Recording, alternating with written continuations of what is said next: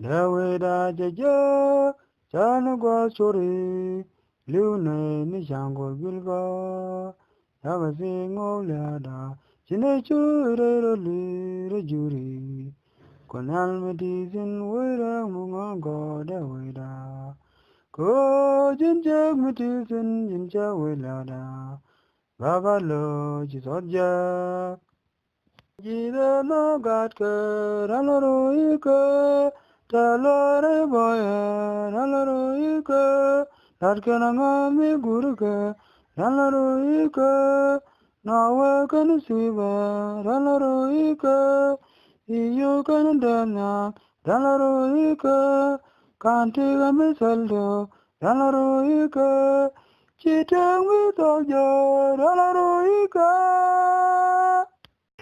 When me ruin quar, Mugasi raida, Bugote raida, Kutale raida. When me ruin quar, Mujagzi raida, Bijagte raida, Kutala go raida. Jida no gatka, Ralaroika, Talore boya, Ralaroika, Larkanangami guruka, Ralaroika, Nawa kanisiba, Ralaroika, Iyo kanandana, Ralaroika, Kantiga misaldo, Ralaroika, Chitang with ojo, Ralaroika.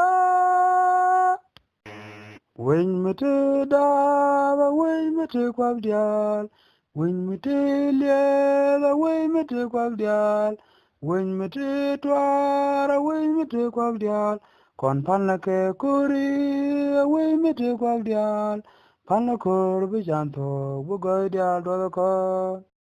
Jida no gat ke, ralaroika, talore boya, ralaroika, Larkanangami guruka, Ralaroika, Nawa kanisiba, Ralaroika, Iyo kanandana, Ralaroika, Kantiga misaldo, Ralaroika, Chitang with ojo, Ralaroika.